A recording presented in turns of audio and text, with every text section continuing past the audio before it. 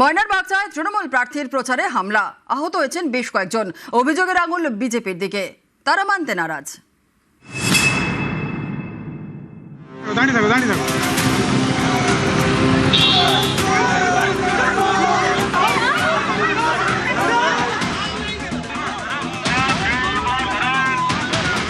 তেইশে পঞ্চায়েত ভোটের আগে বিজেপি নেতাকে পিটিয়ে খুন।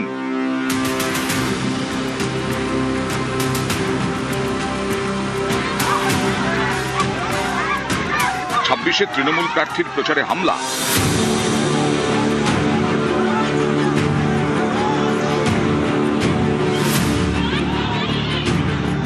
অভিযোগের আঙুল বিজেপির দিকে। ভোটের আগে আবারও গরম পূর্ব মেদিনীপুরের ময়নার বাগচা।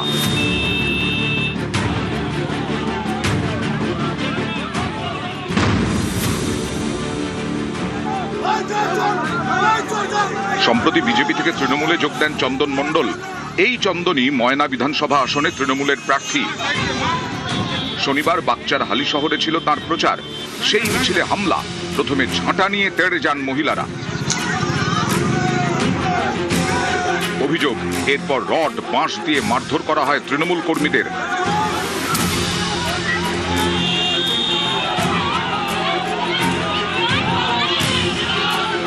মাথা ফাটে এক তৃণমূল কর্মীর, বেশ কয়েকজন আহত হন।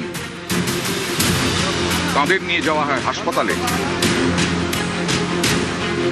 এই ঘটনায় বিজেপির বিরুদ্ধে অভিযোগ তৃণমূল প্রার্থীর।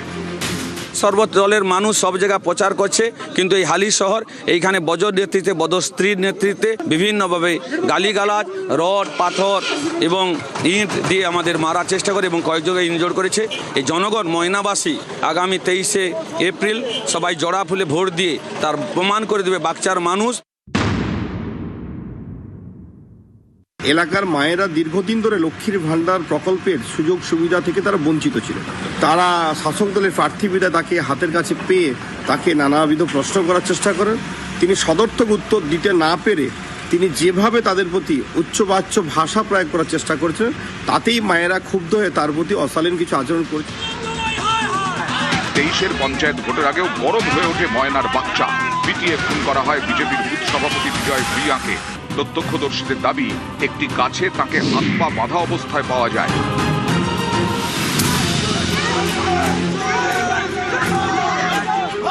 26-এর বিধানসভা ভোটের আগে আবারও সেই বাগচা। এবার তৃণমূল প্রার্থীর মিছিলে হামলা। অভিযোগ বিজেপির বিরুদ্ধে। পরিস্থিতি সামলায় পুলিশ এবং কেন্দ্রীয় বাহিনী। পূর্ব মেদিনীপুর থেকে সুজিত ভৌমিক, নিউজ 18 বাংলা। ভাঙড়ের নওশাদ সিদ্দিকীর কনভয়ের গাড়িতে হামলার অভিযোগ। ইট দিয়ে ভাঙড়ের আইএসএফ প্রার্থীর কনভয়ের গাড়িতে হামলার অভিযোগ। হাতিশালা থানার চরিশ্বর এলাকার ঘটনা। তৃণমূলের বিরুদ্ধে হামলার অভিযোগ। আর প্রতিবাদে বাসন্তী হাইয়ের ঘটকপুকুর মোড় অবরোধ আইএসএফ এর কর্মী সমর্থকদের।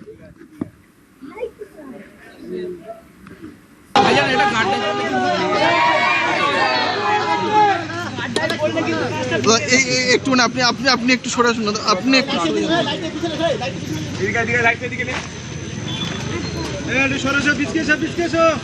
ক্যানিং পূর্বে তৃণমূল প্রার্থী বাহারুল ইসলামের গাড়ি আটকে চলে বিক্ষোভ। তৃণমূলের বিরুদ্ধে ওঠা অভিযোগ অস্বীকার শওকত মোল্লার।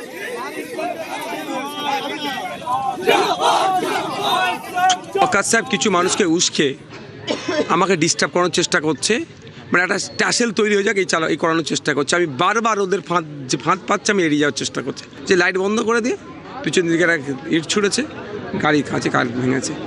এবার যে ছুঁড়েছে, কেন ছুঁড়েছে, উদ্দেশ্য কি, ওকে কে ছুটতে বলেছে, এটা তদন্ত সাপেক্ষ। দেখুন, এটা শওকত সাহেবের একটা পরিকল্পনা চলছে ভাঙড়কে আতঙ্কের পরিবেশ তৈরি করার জন্য। এই ছবিটা একটু ভালো করে দেখে নিন। এই ছেলেটা সকালে আইএসএফ এর ঝান্ডা মেরেছে, এই ছেলেটা এই ঘটনা ঘটিয়েছে। তাহলে নিজেরা পরিকল্পিতভাবে গাড়িতে কাছে আঘাত করে তৃণমূল কংগ্রেসকে দড়ি দিচ্ছে, এটা তো অত্যন্ত লজ্জাজনক। আমি তো ছবি দেখি, এটা তো চ্যালেঞ্জ করছি। গত বুধবার পুরুলিয়ার রঘুনাথপুরে দুর্ঘটনা। আহতকে দেখতে অপারেশন থিয়েটারে তৃণমূল প্রার্থী। অভিযোগ, তাকে বাধা দেয়নি হাসপাতাল কর্তৃপক্ষ। অন্যদিকে পানিহাটির বাসস্ট্যান্ড থেকে অসুস্থ বিজেপি কর্মীকে উদ্ধার তৃণমূল কাউন্সিলরের। ভোটের বাংলায় দুটি ঘটনাতেই চাপান্নতর তুঙ্গে।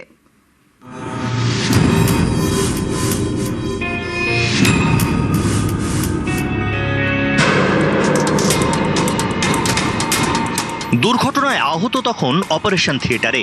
সেই সময় আহতকে দেখতে ওটিতে রঘুনাথপুরের তৃণমূল প্রার্থী, যিনি চিকিৎসকই নন, পেশায় শিক্ষক। সোশ্যাল মিডিয়ায় এই ছবি ভাইরাল হতেই জোর শোরগোল। পুরুলিয়ার রঘুনাথপুর। গত বুধবার এখানে পথ দুর্ঘটনায় আহত হন দুই যুবক। তাদের নিয়ে যাওয়া হয় রঘুনাথপুর সুপার স্পেশালিটি হাসপাতালে। তখন আহতদের একজনকে নিয়ে যাওয়া হয়েছে অপারেশন থিয়েটারে। সেই যুবককে দেখতে ওটিতে ঢুকে যান রঘুনাথপুরের তৃণমূল প্রার্থী হাজারি বাউরি। অভিযোগ, তাকে নাকি বাধাই দেয়নি হাসপাতাল কর্তৃপক্ষ। মুখ দিয়ে শ্বাস নিতে পারছে না বলে সেই মুহূর্তে যেভাবে সহায়তা করি, সাহায্য করি, সেভাবেই খালি হাতে ব্লাড ছোঁয়া যাবে না বলে আমরা গ্লাভস নিয়ে, নিজের থেকে গ্লাভস নিয়ে সেগুলো মুছামুছি করি। আমি স্লাইন জল দিয়ে মুছামুছি করি যাতে যদি বাঁচানো যায়। এটা কি আমাদের অপরাধ? দুর্ভাগ্যজনক। আর এটা আমি ইলেকশন কমিশনারকে বলবো ইমিডিয়েট অ্যাকশন নেওয়ার জন্য। হাতে গ্লাভস নিয়ে ওটিতে উনি অপারেশন করছেন, কোন অধিকারে কি সার্টিফিকেট আছে তার, এটা বিবেচনা করা উচিত, দেখা উচিত। এবং যারা ঢুকতে দিয়েছে, যারা ওই ছবি তোলানোর জন্য এই ব্যবস্থা করেছে।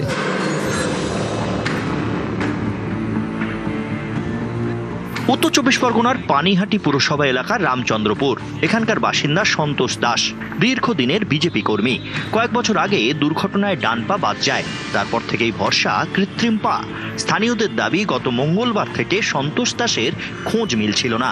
শুক্রবার সোদপুর মধ্যমগ্রাম রোডে বারমাসেল বাস স্টপেজে অসুস্থ অবস্থায় এক বৃদ্ধকে পড়ে থাকতে দেখেন কয়েকজন।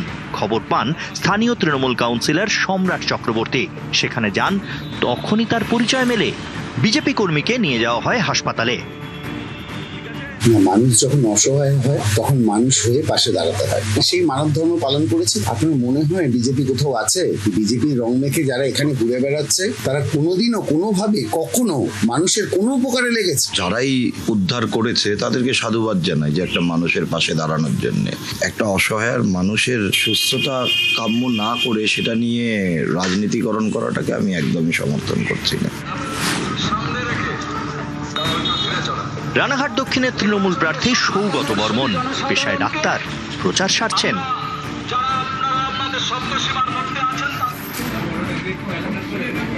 আবার ফাঁক পেলে রোগীও দেখছেন। আমি সকালে যখন বাড়ি থেকে বেরোই তখনও কিছু রুগী দেখে বেরোই। প্রচারের মাঝখানে অনেক রুগী দেখতে হয়, বাড়ি ফিরেও দেখতে হয়। রুগী দেখাটাই আমার কাজ, এটাই পেশা থাকবে। আমি বড় হবে। নিউজ 18 বাংলা।